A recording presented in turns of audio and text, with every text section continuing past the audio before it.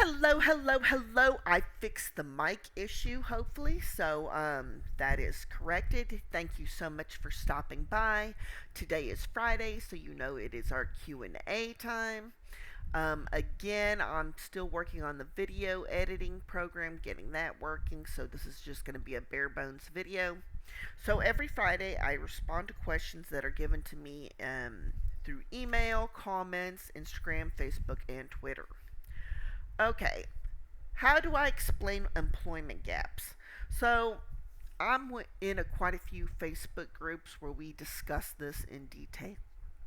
It depends on the kind of gap that you have. Now, if you were a stay at home parent, whether that was a stay at home mom or stay at home dad, I would use transferable skills. So, an example would be if you are a stay at home mom, you did budgeting. So a lot of budgeting of finances. You did a lot of scheduling for like trips, the doctor, school activities.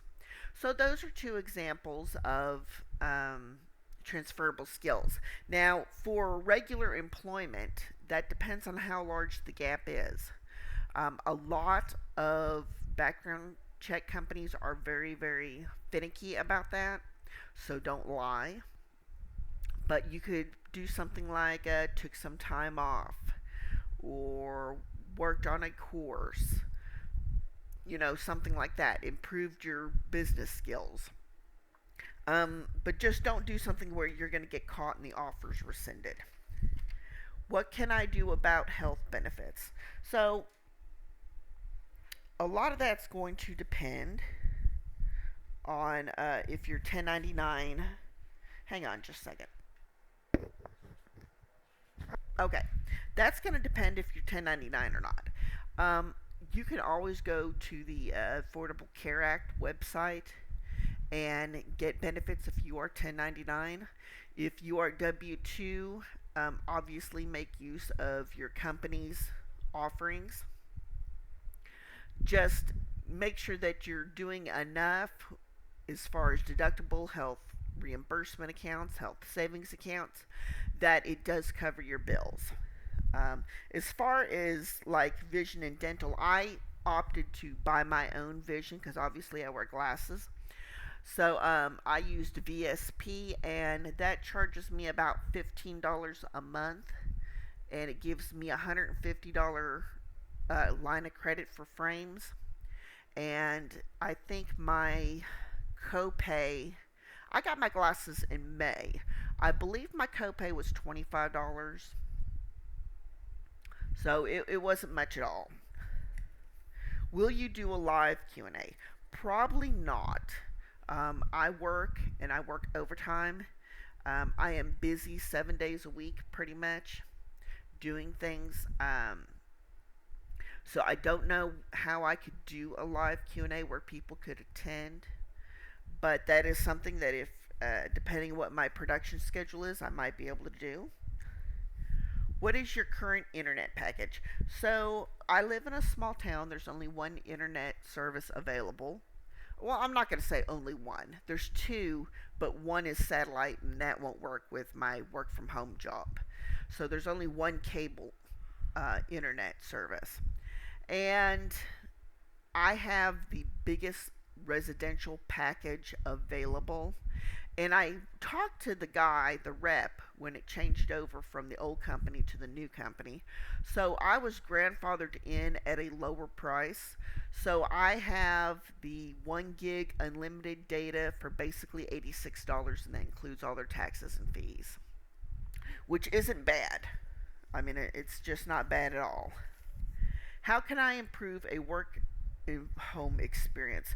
Well, the best thing you can do as far as being able and ready to work from home is to get enough sleep.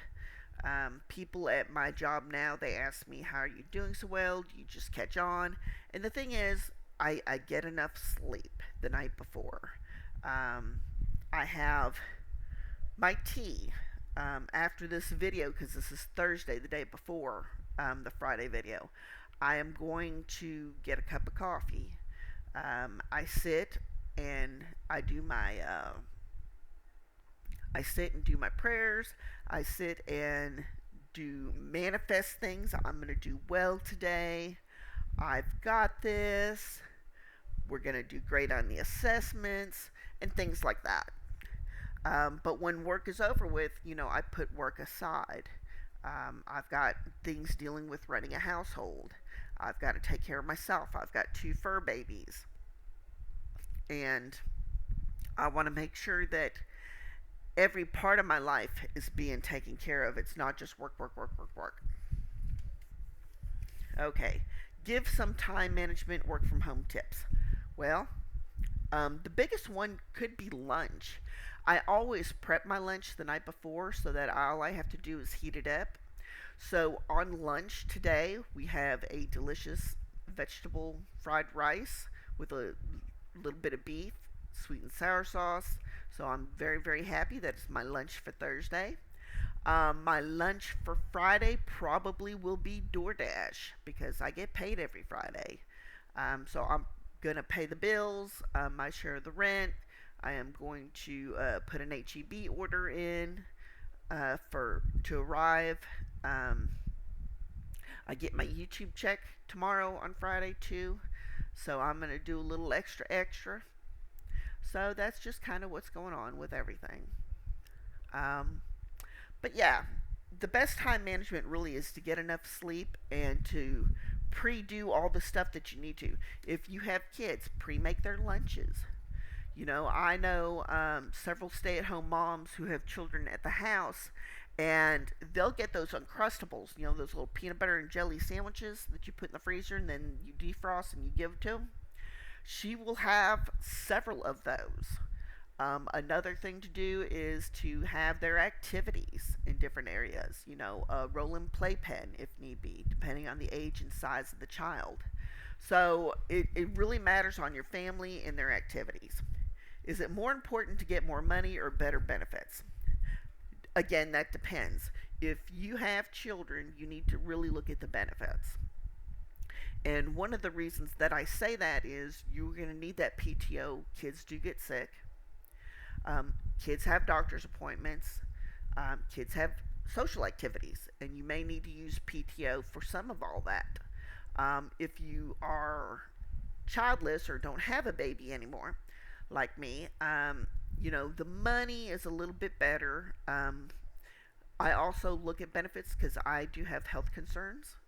So that is one thing that I do take note of. But it really depends on where your money and where your benefits are going. Now, you do want to make sure that you are getting yours. So anyways, that's kind of it. Thank you so much for watching this video, and I will see you next time.